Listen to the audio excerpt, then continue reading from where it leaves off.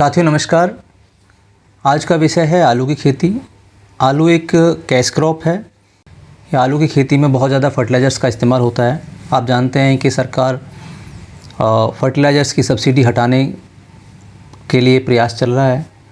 Urea, DAP, potash, इन सब की जो सब्सिडी हटने के बाद कॉस्टिंग बहुत ज़्यादा बढ़ जाएगी। इसलिए पहले ही हमको उस ओर कदम उठाना है जिससे कि हमारी लागत जो है कम हो। मैंने देखा है कि जो आलू के किसान हैं वो डीएपी लगभग प्रति एकड़ में 4 से 5 बोरे इस्तेमाल करते हैं, यानी कि 200 से 250 किलो प्रति एकड़, और पोटास भी 50 से 100 किलो के आसपास इस्तेमाल करते हैं, और यूरिया तो कम इस्तेमाल करते हैं, लेकिन इन दोनों फर्टिलाइज़र्स पर बहुत ज़्यादा फोकस होता है। और यदि हम जैविक खेती या प्राकृतिक खेती की बात करते हैं तो वो इतना ज़्यादा सक्सेसफुल नहीं हो पाती है, क्योंकि इसमें फास्फोरस की ज़्यादा ज़रूरत पड़ती है। लेकिन ऐसा नहीं है, तो मैं बात करूँगा दोनों ही तरीके से कि हम रासायनिक खेती वालों को क्या विकल्प दे सकते हैं और जैविक खेती वालों को क्या करना चाहिए।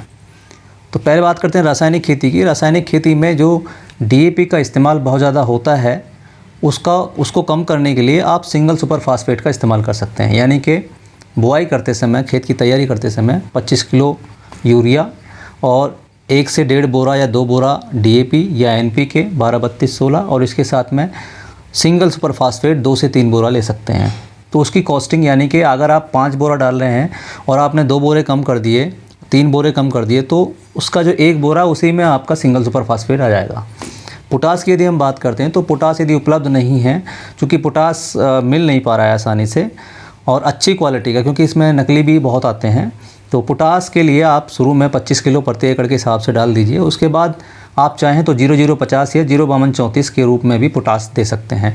और एक दूसरा विकल्प है कि आप बायो पोटास भी दे सकते हैं, जो कि केएमबी जीवाणु हैं, पोटास मोबिलाइजिंग बैक्टीरिया, उसका भी इस्तेमाल कर सकते हैं। तो ये हुई फर्टिलाइज़र की बात। दूसरा क्या है कि जो डीएपी का थोड़ा सा मेरे एक वीडियो मैंने ऑलरेडी बनाया हुआ है कि डीएपी या फास्फोरस के कैसे वो फिक्स होती है और कैसे हम उसको मोबिलाइज़ कर सकते हैं, तो आप मेरे पिछली वीडियो में जाकर के देख सकते हैं। फिर भी मैं बता दूं कि जो डीएपी का बोरा है उसमें नाइट्रोजन 18% और फास्फोरस 40% होती है, और टोटल 46 का 40% सिट्रेट सोलुबल होता है, जो कि ज़मीन में जाके फिक्स होता है। उसके लिए आपको पीएसबी नाम का जीवाणु की आवश्यकता पड़ती ही है, यानी कि एसिड फॉर्मेशन ज़मीन के अंदर होना चाहिए, तभी वो पौधे को उपलब्ध होगा, नहीं तो वो फिक्स रहता है। तभी देखते हैं कि हम साबुत डीएपी खुदाई करते समय निकलती है।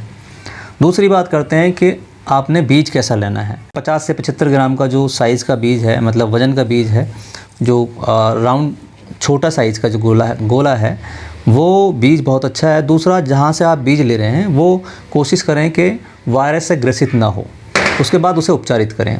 अब जो केमिकल खेती करते हैं वो उपचारित करने के लिए मॉन्सरेन, मीराडोर या दूसरे इस तरह के जो फंजीसाइड हैं उनका इस्तेमाल करते हैं। मैं आपको बता दूं कि जितने भी केमिकल फंजीसाइड्स हैं वो बहुत लंबे समय तक काम नहीं करते हैं। तो इसका जो सब्स्टिट्यूट है वो स्यूडोमोनास फ्लोरोसेंस या बैसिलस सबटिलिस नाम का जो जीवाणु है उनका आप कर सकते हैं। आप 15 से 20 बोरे 1 लीटर स्यूडोमोनास फ्लोरोसेंस या बैसिलस सबटिलिस के द्वारा उपचारित कर सकते हैं। आपने आलू को फैलाया और 100 से 150 ml एक टंकी में डाला, मोटा फुहारा करके उस पर उसका स्प्रे कर दिया। इस तरीके से आप उसे उपचारित कर सकते हैं। इससे उपचारित करने के फ़ायदे क्या होंगे? जो भी सीड बॉर्न डिजीज़ हैं, ब्लैक स्कार्फ और कॉमन स्कैब जो हैं, यानी कि चित्ती और चेचक जो बीमारी हैं, एक फंगस से होती है और एक बैक्टीरिया से होती है, ये काफ़ी हद तक रुक जाते हैं। दूसरा, गलन की समस्या रुक जाती है, जमाव बहुत अच्छा होता है। तो आप इन चीज़ों से उपचारित कर सकते हैं। केमिकल खेती में भी कर सकते हैं और बायो में भी कर सकते हैं। सीड का सलेक्शन सही होना चाहिए, सीड को उपचारित करें और उसके बाद फिर मिट्टी को भी उपचारित करना चाहिए, क्योंकि जितने भी फफूंद की समस्याएं हैं वो सब ज़मीन के अंदर ही होती हैं। तो आप उसके लिए या तो केमिकल में कार्बनडाजिम या इस तरह की जो और थाइफेनेट मिथाइल हैं ये आप इस्तेमाल कर सकते हैं, और यदि बायो की तरफ जाना चाहते हैं, केमिकल खेती वाले भी कर सकते हैं। आप 2 किलो या 1 लीटर ट्राइकोडर्मा और 2 किलो सूडोमोनास या 1 लीटर सूडोमोनास फ्लोरोसेंस, दोनों को गोबर खाद मिट्टी में मिला करके खेत की तैयारी करते समय इस्तेमाल कर सकते हैं। तो बीज उपचारित हो गया, मिट्टी उपचारित हो गई, और उसके बाद फिर आपने फसल को ऊपर से ध्यान रखना है। उसके लिए ऊपर से अगर हम बात करें तो उसमें लेट ब्लाइट आता है, अर्ली ब्लाइट आता है, 2 तरह की ब्लाइट्स होती हैं, और थ्रिप्स और फैफिड का अटैक होता है। कभी कभी पत्ती को काटने वाला जो कीट है, सुंडी है, वो आ जाती है। तो इनको कंट्रोल करने के लिए आपने जो सूडोमोनास फ्लोरेसेंस है इसका भी इस्तेमाल कर सकते हैं। केमिकल फार्मिंग में भी कर सकते हैं और नॉर्मल में भी कर सकते हैं। और इसके साथ साथ आप शुरू से अगर केमिकल फार्मिंग की तरफ जा रहे हैं तो M45 का शुरुआत करें, और उसके बाद फिर थायोफेनेट मिथाइल या M45 कार्बोडाजिम का कॉम्बिनेशन इनका इस्तेमाल करें। कुछ लोग जो है शुरू में ही रीडोमिल जैसा जो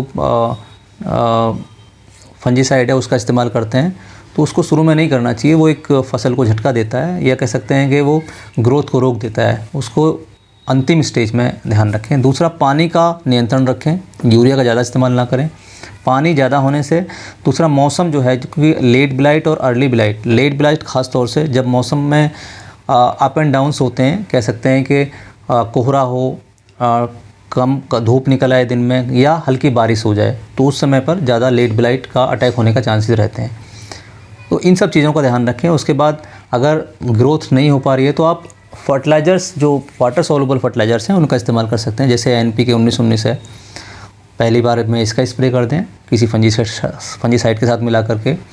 दूसरी बार में 052-34 है, और लास्ट में 0050, इस तरीके से। और जब कटाई का समय आए, जब आपके ट्यूबर्स बन जाएं, कंप्लीट मैच्योर हो जाएं, कटाई से 20 दिन 25 दिन पहले आप उसका फोलिएज को, जब पत्तियां उसकी पीली पड़ जाएं हल्की सी, तो उनको कटवा सकते हैं। डीहॉलिंग बोलते हैं इसको। तो इससे करने से क्या होगा कि जो ट्यूबर्स हैं वो आपके मैच्योर हो जाएंगे, और उसके बाद फिर आप ट्रैक्टर से अच्छे से खुदाई कर सकते हैं।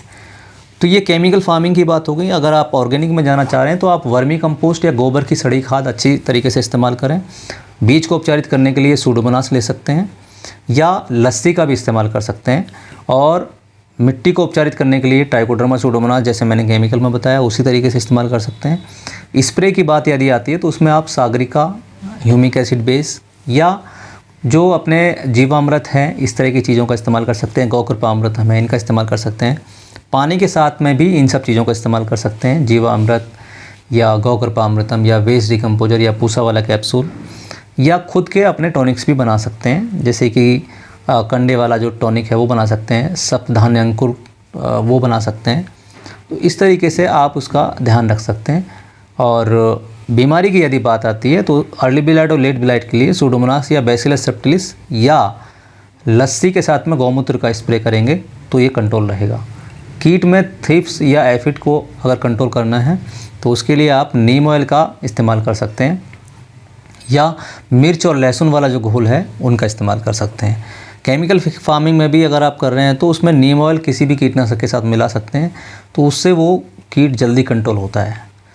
तो ये पूरा एक सिंपल सा प्रोसेस मैंने आपको बताया कि हम किस तरीके से ध्यान रख सकते हैं आलू की खेती में, चाहे वो केमिकल कर रहे हों चाहे ऑर्गेनिक कर रहे हों। अगर किसी के मन में कोई सवाल है या किसी कीट या बीमारी से कुछ पूछना चाहते हैं तो आप कमेंट करके पूछ सकते हैं।